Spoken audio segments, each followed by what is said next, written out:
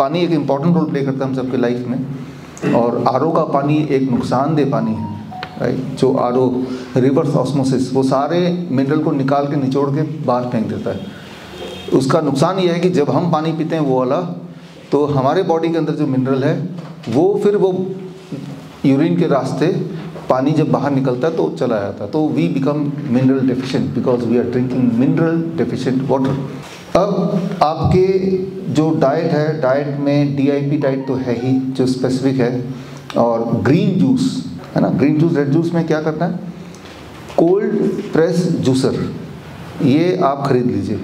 कई सारे कंपनीज की आती है, मैंने फिलिप्स का खरीदा है, लेकिन बहुत सारी कंपनीज की आती हैं। कोल्ड प्रेस जूसर में स्पिंडल धीरे धीरे घूमता है, और जैसे ही आप पालक डालते हैं तो उसका जूस निकलता है। मिक्सी नहीं बोल रहा हूँ, नॉर्मल जूसर नहीं बोल रहा हूँ, कोल्ड प्रेस जूसर। तो पालक है, चुकंदर है, उसका जूस निकालने के लिए। पालक की इंपॉर्टेंट बात यह है कि वो गर्मियों में भी मिलता है, कम मिलता है, लेकिन अगर सब्जी वाले को बोल के रखते हैं कि मैं आपसे रोज़ ही लूँगा 20 रुपये का, तो फिर वो कहीं ना कहीं से ले आएगा। 10 घंटे के ब्रैकेट में खाना है, आप देख रहे होंगे जहाँ पे घड़ी बनी है वो 10 के आसपास टिक है। 10 का मतलब सुबह 8 बजे खाना शुरू किया, शाम के 6 बजे के बाद खाना बंद कर दिया। ये आपका डाइट की 10 से कम खाना नहीं है, कम ब्रैकेट में खाना है, 10 आवर ब्रैकेट। एक इम्पॉर्टेंट बात है, जो तो पहले से नॉर्मल वेट के हैं उनका वेट घटेगा नहीं, वो आधा केजी घट के स्टेबल हो जाएगा। जिनका वेट 70-80 है उनका वेट थोड़ा घटेगा, फिर स्टेबल होगा। हमारा इरादा वेट को बढ़ाना घटाना नहीं है, हमारा इरादा है कि कहीं पे एक्सेस वेट है, अननेसेसरी वेट है, वो वेट कम हो जाए बस। जो स्किन के प्रॉब्लम्स होते हैं वो उसको ठीक करने में सबसे लंबा समय लगता है, 1 साल 2 साल। लेकिन अच्छी बात यह है कि the moment you are on this kind of lifestyle, this kind of diet, वो और नहीं बढ़ेगा, फिर धीरे धीरे धीरे धीरे हल्का होगा, धीरे धीरे धीरे। कितना टाइम लगेगा? 1 साल से 2 साल, इतना मान के चल लीजिए, एक दिन में नहीं होने वाला। पेट की जो दिक्कत है वो एक दिन में भी हो जाता है, कॉन्स्टिपेशन है, आपने देखा हो काफ़ी सारे, एकदम 2 दिन में ठीक हो जाता है। पेट से जितना करीब ऑर्गन होगा वो उतनी जल्दी ठीक होगा। पेट से, स्टमक से जितना दूर, जैसे skin is the farthest organ from the stomach, वो उसको उतना समय लगेगा ठीक होने में। स्टिफनेस जो बॉडी में है या प्रोस्टेट की जो प्रॉब्लम है, इसके लिए सबसे इम्पॉर्टेंट है that is hot water immersion. आपके लिए बिसाइड DIP डाइट, बिसाइड जो सनलाइट एक्सपोजर, बिसाइड जो 0 वोल्ट रात को सोना है, जिसके बेडशीट आपको मिलेगी जो आपने 2 दिन सोए, वो तो है ही है, आपके लिए ज़रूरी है hot water immersion. Hot water immersion आपने देखा, गले तक पानी 40 डिग्री, उससे आपको बहुत फ़ायदा मिलेगा। उससे आपकी जो स्टिफनेस है, आपका जो दर्द है वो एकदम कंट्रोल होगा, और नींद भी बड़ी कंट्रोल होगी। नींद अगर अच्छी आती है तो समझ लीजिए बाकी चीज़ें अपने आप कंट्रोल में आ जाएगी। प्रोस्टेट का प्रॉब्लम के लिए 2 चीज़ें हैं, एक तो हॉट वाटर इमर्शन है और एक कीगल एक्सरसाइज है। ये हॉट वाटर इमर्शन भी आपको कब करना है? The best time to do it is before you sleep in the night.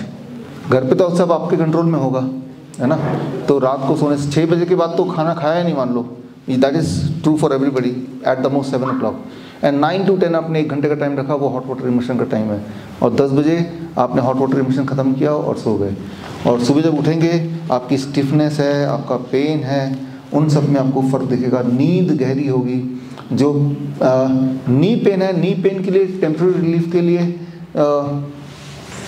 आप हीट थेरेपीज दे सकते हैं, जैसे ड्राई पोटली है, और लेकिन परमानेंट सोल्यूशन के लिए हॉट वाटर इमर्शन ही काम आएगा। हॉट वाटर इमर्शन में जब बैठते हैं तो क्या करते हैं कि जहाँ भी पेन है बॉडी में, वो पेन क्यों है, अगर उसके अंदर आप कैमरा लगा के देख पाते हैं तो there is a small inflammation. Inflammation मतलब घाव बोल सकते हैं हिंदी में, माइक्रो घाव। तो वो इन्फ्लेमेशन को वो हॉट वाटर इमर्शन, गर्मी से, जब गर्मी पड़ती है बॉडी में तो हमारी इम्यूनिटी बड़ी तेज़ी से काम करती है उस वक्त, खास तौर पे जहाँ पे कोई भी घाव हो तो वो फटाफट हील होता है। तो आपको इंस्टेंट रिलीफ भी मिलेगा, लॉन्ग टर्म रिलीफ भी मिलेगा। अक्सर हमारा ध्यान इस पे होता है कि अलग अलग बीमारियों के लिए खट्टी चीज़ नहीं लेना। याद रखिए, फल सभी के लिए है, सारे फल हर कंडीशन में। कई बार लोग बोलते हैं कि हमें तो लंग्स की बीमारी, हमें तो कफ एंड कोल्ड है, तो ऐसे में हम खट्टे फल कैसे खा सकते हैं, खट्टे फल का जूस कैसे ले सकते हैं? तो इसका जवाब है खट्टे फल सभी को लेना है। जो लोग कफ एंड कोल्ड की बीमारी से जूझते हैं उनको हम खास तौर पे संतरे का जूस, मौसम्बी का जूस, आंवला छोटा सा 50 ml जूस, इस तरह से हम देते हैं। तो खट्टी चीज़ें इम्पॉर्टेंट नहीं खट्टी है कि मीठी है, इम्पॉर्टेंट है कहाँ से आ रही है। अगर वो फलों का खटास है तो अच्छा है, फलों का मिठास है तो अच्छा है। जैसे अगर हम जनरलाइज करें कि मीठी चीज़ नहीं खाना है, नहीं खा सकते हैं, नींबू भी ले सकते हैं, बिल्कुल ले सकते हैं।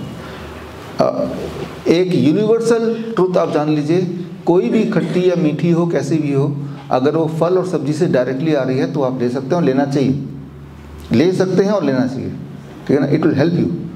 खट्टी चीज़ों से ये दाग बढ़ जाएगा ऐसा नहीं है, घटेगा। लेकिन खट्टी चीज़ कहाँ से? फलों से। तो खट्टे फल खा सकते हैं क्या?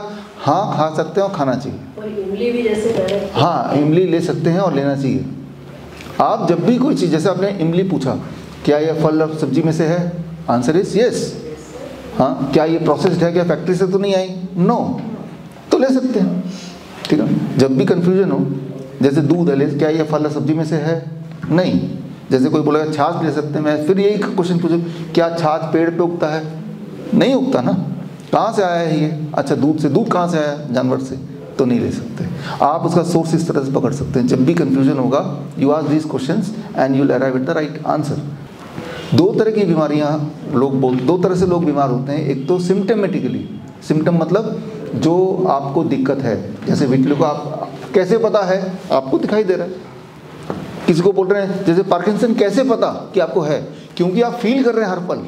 उसके लिए कोई मशीन की ज़रूरत नहीं जो बताएगा, कोई डायग्नोस्टिक, कोई ब्लड टेस्ट की ज़रूरत नहीं है, राइट। किसी को स्वेलिंग है तो कैसे पता? भाई आपको दिखाई दे रहा है, आपको फील हो रहा है, आपको तकलीफ हो रही है। किसी को नींद नहीं आ रही, कैसे पता? क्योंकि उसको खुद ही पता है, कोई मशीन नहीं बता रही कि आपको नींद आ रही कि नहीं आ रही। तो यह सिम्टमेटिकली और इल, ये तो है असली बीमारी। होता क्या है, जिस तरह से बचपन में या अभी भी हमारे पिंपल्स होते थे, मुँह से आते थे, फिर अपने आप ही चले जाते थे, कुछ करने की ज़रूरत नहीं थी। लेकिन अगर उसको खरोंचेंगे तो ज़रूर बढ़ जाएगा, पता है ना हम लोगों को। ठीक उसी तरह से ये जो स्टोन है, ये जो सिस्ट है, ये आते हैं फिर चले जाते हैं। सभी के बॉडी में आएंगे जाएंगे, आएंगे जाएंगे, सिस्ट भी। और जब आए उस वक्त हमने फ़ोटो खींच ली, अल्ट्रासाउंड, देखो जी सिस्ट है, आप घबरा गए, राइट। उसी तरह जिस तरह पिंपल था, लेकिन वो जाने के लिए था। ये बॉडी का एक साइकिल है, आपके घर पे 24 घंटे का एक साइकिल है। पूरे दिन भर में एक डस्टबिन है, सारा कूड़ा वहाँ डालते हैं डालते हैं डालते हैं डालते हैं, फिर सुबह आता है डस्टबिन वाला, वो उठा के ले जाता है ना। तो अगर सुबह उस डस्टबिन वाले के आने से पहले अगर कोई आदमी देखे, अरे आपके घर में इतना कूड़ा है, लेकिन ये कूड़ा इकट्ठा किया है, उसको ले जाने का प्रोसेस एक टाइम है। जैसे मेरे घर में आता है 9 बजे डस्टबिन वाला, वो ले जाता है। तो 24 घंटे का साइकिल है। उस 24 घंटे में पहले तो हम इकट्ठे करते हैं और फिर एक टाइम आता है, उसको पता है वो टाइम, और वो ले जाता है, फिर खाली हो जाता है ना। तो ठीक उसी तरह से बॉडी क्या करता है कि इकट्ठे करते रहता है। जो चीज़ बॉडी ना तो यूज़ कर पा रहा है, ना तो उसको फेंक पा रहा है, तो उसको कहीं इकट्ठे करता है।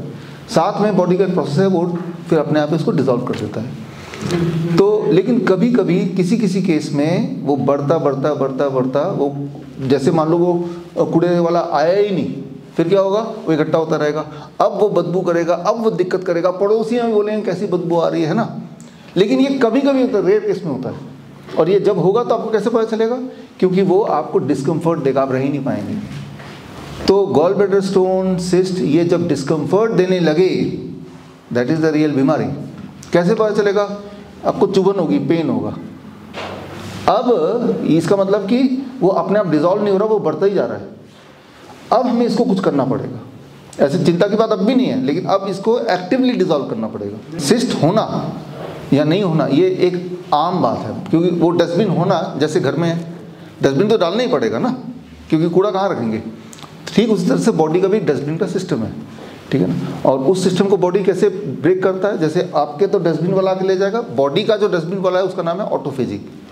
ऑटोफेजी मतलब जब आप खाना नहीं खाते हैं, जैसे रात को, उस वक्त बॉडी उसको तोड़ता है, डिसॉल्व करता है।